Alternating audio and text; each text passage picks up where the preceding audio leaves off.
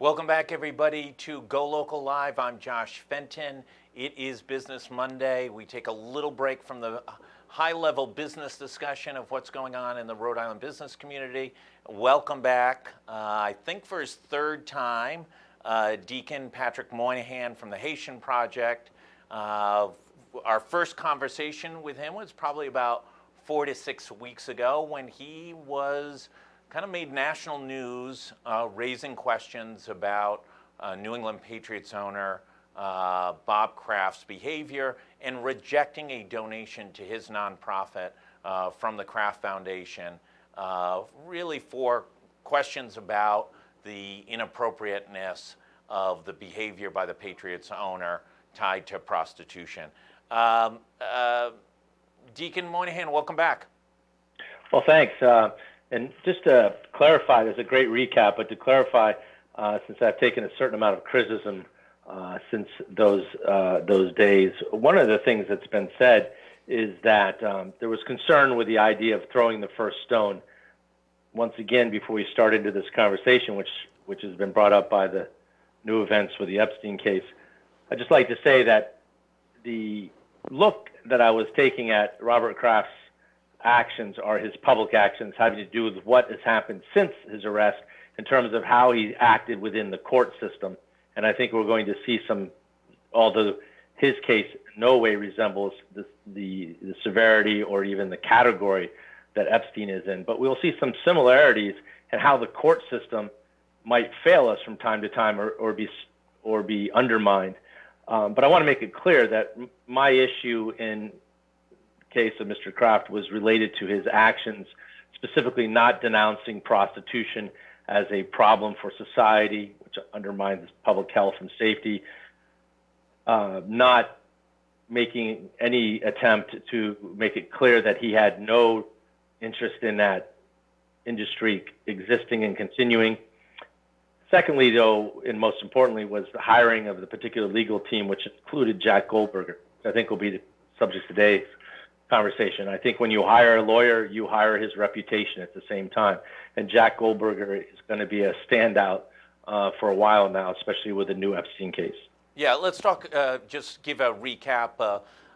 Broke yesterday, documents were released this morning. The Southern District of New York, federal prosecutors filed a 14-page federal indictment of Jeffrey Epstein, billion-dollar investor, ties to Bill Clinton and Donald Trump.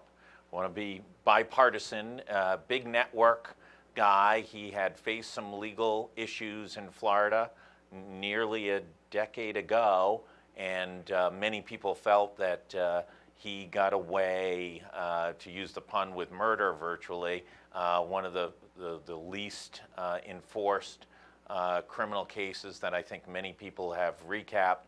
But the federal prosecutors today have lowered the boom. I believe he was taken into custody and that he has been dubbed a flight risk and will be held ongoing. And it's tied to his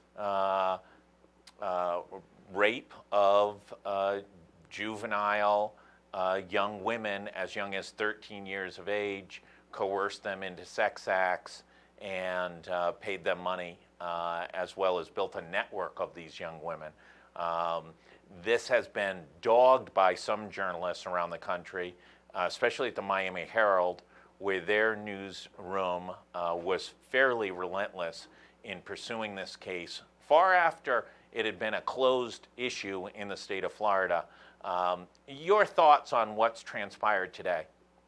Well, one is Ms. Brown of the Miami Herald deserves a tremendous amount of credit for sticking to it. She definitely kept at this, and I think it really shows what journalism is all about.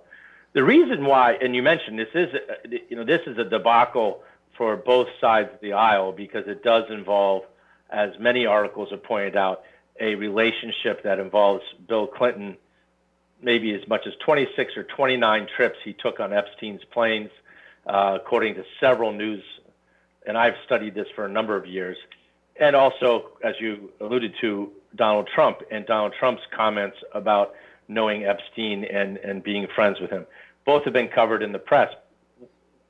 what's interesting today is to realize that as late as March, just a few months ago, Jack Goldberger, along with Ken Starr and two other lawyers, filed a letter to the editor of the New York Times trying to say that the plea deal, which now is clearly been termed illegal and seen as the worst plea deal ever given in the history of the United States judicial system, that the plea deal that was orchestrated by Jack Goldberger with the now Secretary of Labor, Acosta, is a big problem. And the key issue in it was the misrepresentation, I believe, of the victims. And that's something that I think that's very important. So if you look at the letter that was filed as late as just a few months ago, Jack Goldberger is showing no remorse for what he was involved in, because again, in that letter to the editor, he refers to the victims as young women. Over and over again, he refers to them either as young women or women. The facts, as we know, these are not young. These women who were victimized as teenagers, as 13 and 14-year-olds. Almost pre-teenagers in some cases. Yeah, exactly. And it's the misrepresentation of them that allowed, I think, for the plea deal to go forward. And it's interesting that, like you said, almost a decade later, here's Jack Goldberger defending this plea deal, again, obfuscating the facts of the case by calling them young women. Nobody refers to a 13-year-old or a 14-year-old the young woman. That is a teenager, and it's a girl. And so I'm glad that it's finally coming out what was really wrong with the plea deal. You know, is there a growing sense in America that there's just two different levels of justice? The person that is of moderate income or low income gets one level of justice, and these individuals, whether it's Bob Kraft in a prostitution charge or whether it's Jeffrey Epstein in this massive crime, just get treated completely differently. Well, let's be clear. Those two cases, as I said before, they're not even in the same category in the sense that what Robert Kraft has been allegedly done in terms of his own personal actions involved adult women, and it allegedly involves adult women. The situation with Epstein is extremely heinous because of the fact it involves so many teenage girls and abusive, and in fact that he introduced them to the activity. He, in a sense, recruited and groomed them. So we want to keep those two separate in one sense. But the reason why they do cross is that the court system is not an even playing field. When the state shows up with what it can muster as resources and argue its case, highly qualified people, completely dedicated, working very hard, all accomplished and lawyers with the same accreditations as the defense attorneys that they face, but they're outgunned. And I think you're right that what we see here is an undermining of justice. What was most interesting in the March op-ed or letter to the editor that Jack Goldberger and Ken Starr and two other lawyers signed, somewhere in the middle of it, they mentioned that 97% of cases go out on a plea. What's interesting, if you look up that concept in several other contexts, it will tell you that people without money and legal representation who take plea deals get treated very poorly. Right. It's an ironic use of the situation. Everybody in the justice system knows the problem with plea deals is people going to jail for crimes that they didn't commit because being threatened with other crimes they may have committed or been involved in. Nobody has ever suggested that plea deals ended in a more compassionate and easier legal system for people with no resources. So the irony in that, the absolute just callousness in mentioning that in the op-ed letter is just not to make a pun, but it's stark. It's exceptionally stark because what they're suggesting is that he was just one of many plea deals, when in actuality plea deals go very badly for people who can't afford their own private legal representation. That irony in the letter itself is huge. So you're right. It doesn't seem like the justice system is an even field. Was it the work of Ms. Brown at the Miami Herald and the team of reporters at the New York Times that ultimately kept the pressure on, that forced federal prosecutors to revisit this case in this new light? I'm not really qualified to answer that. I think that would be a great question if you could get Ms. Brown on and ask her, because I'm wondering if it wasn't a cooperation in one sense, that I believe that ever since that case was granted, that people have been interested in seeing that plea deal reversed or overturned in some manner. And I think those people both were in the press as much as they were within the state judicial, the Attorney General's office. So I can't really, I'm not qualified to answer that question. From what I'm reading, it looks like the pressure was kept on everywhere. What's interesting is this case also happened in Palm Beach. So again, one of the reasons I reacted the way I did in the Robert Kraft situation was because knowing that this case had occurred in Palm Beach, having another prostitution case undermined was just too much to take. And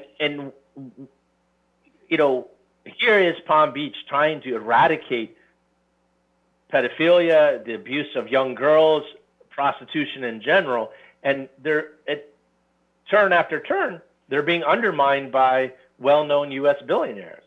And I think that should draw some interest in this situation, is why in Palm Beach, are the courts so besieged when they're trying to do something very good, which is get rid of something that's extremely bad for society. Do you see this as part of the Me Too movement, in which society is rethinking the manipulation and abuse of women, and that also was a factor in re-looking at this by federal prosecutors? I would hope so. I mean, because I would hope that we remain as a society much more conscious of the abuse of women in the workplace and in these other illegal senses. Both are illegal, but in the sense of criminal sense, outside of the workplace, not harassment, but directly involved in prostitution and other things. I think it is very important that we remain conscious of what's happening to the treatment of women in general. And so the Me Too brought forward the fact that the film industry was rift with this problem. It brought forward that in many cases some of the high finance and some of the tech firms had issues, ongoing issues. And so the Me Too activity had an excellent impact in that sense and raising our attention. However, in this case, I'm wondering if it isn't the sheer magnitude of Epstein's deplorable actions that really brought it forward. I think it would have brought forward regardless.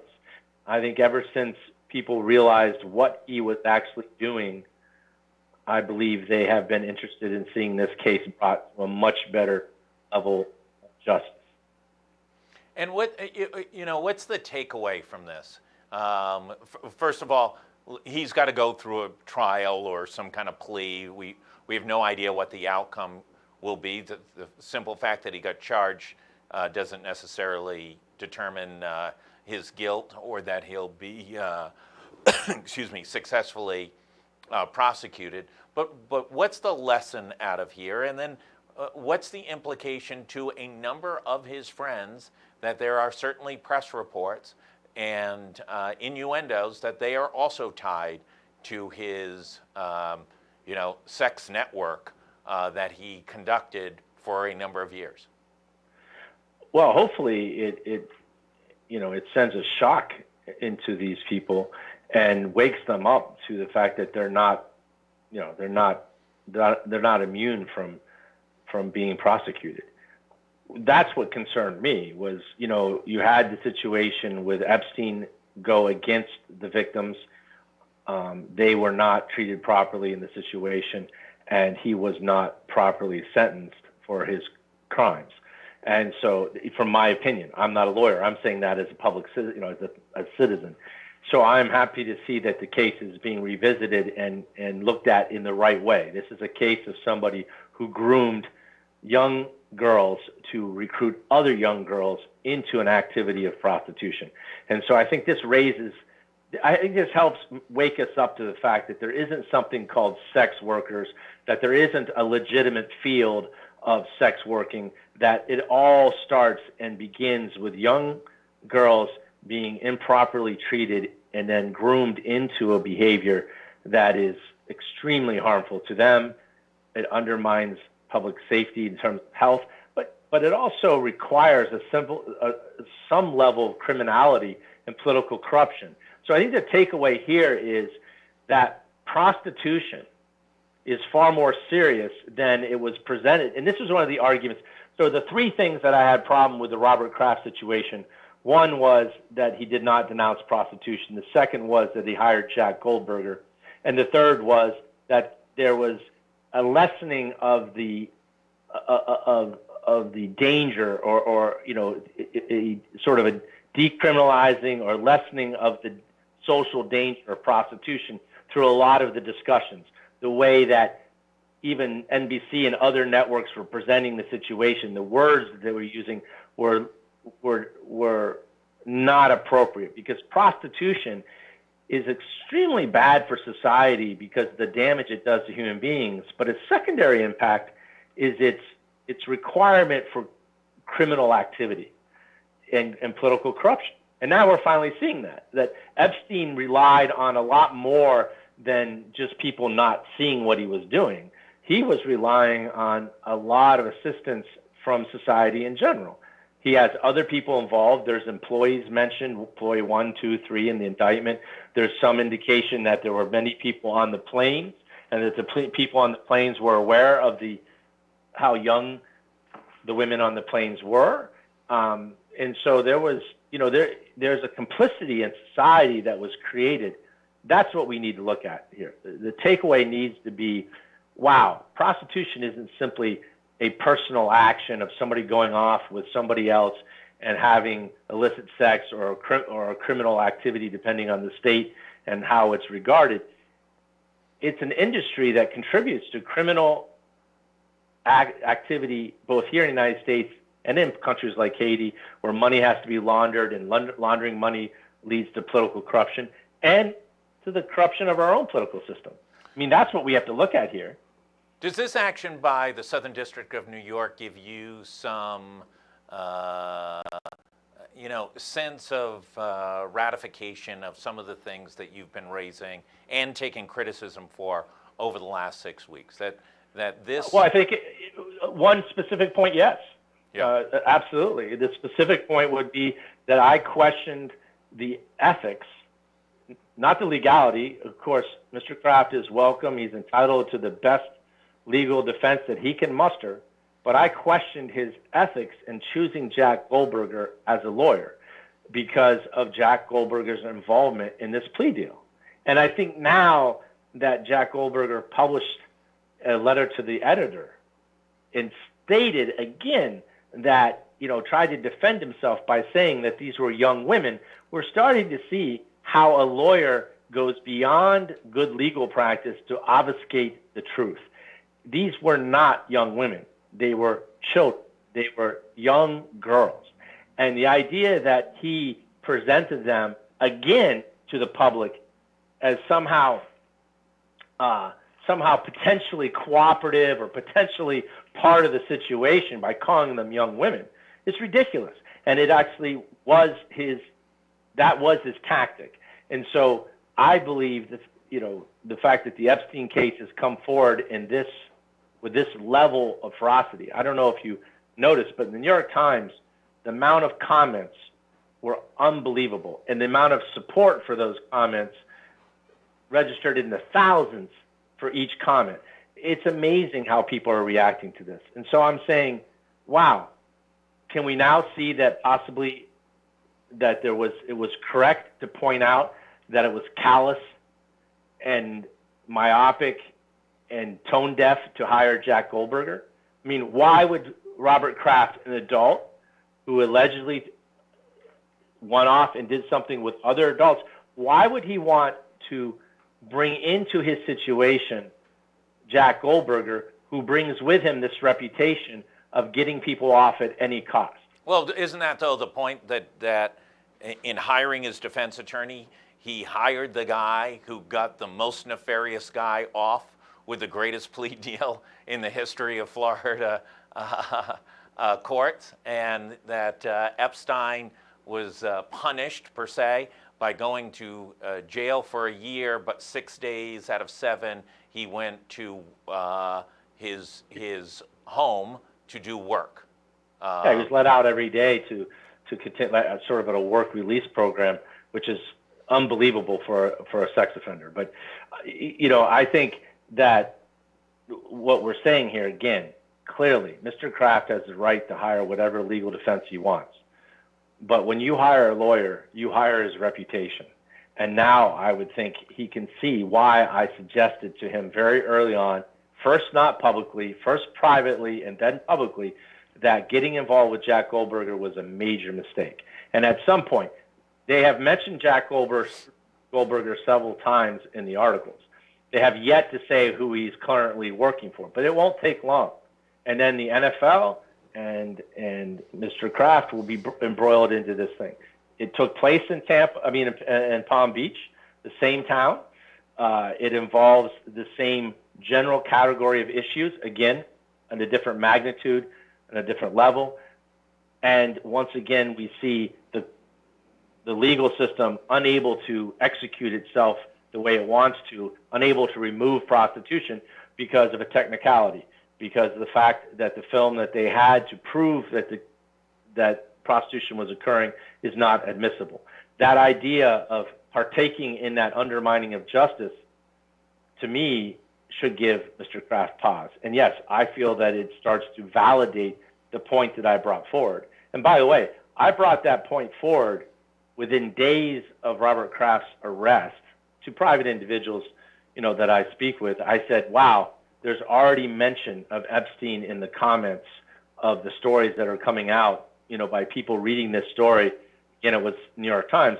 I said, the Epstein case is going to blow up. Only then to see Robert Kraft hire Jack Goldberger and say, oh my gosh, I mean, why even chance association? So in our last couple minutes, and we've got about 2 minutes left, I'm going to revisit my earlier question. Isn't there now two Americas? There's an America for those who have billions, and there's an America for others. I think there's certainly a huge difference in whether or not you can muster a private legal defense as somebody accused or indicted for a crime. There's no doubt about that. There also, again, I think there should be a heavy scrutiny of the mention by Ken Starr and by Goldberger about using the idea of 97% cases ending up plea deals, because we know that has actually ended up in a lot of injustice for people who have gotten caught up in the legal system that can't get good representation. But I think the key thing to remember here is that the association, why would anybody ever even want to be in the same room with a lawyer that orchestrated this plea deal? Right. On both sides, whether it be the prosecutor, Acosta, or it is Jack Goldberger. And what I'm saying is there was a lot of lawyers to choose from, and one of the things that was very upsetting about the actions of Mr. Kraft, public actions, not what he did on the 2 days that got him arrested, but the public actions is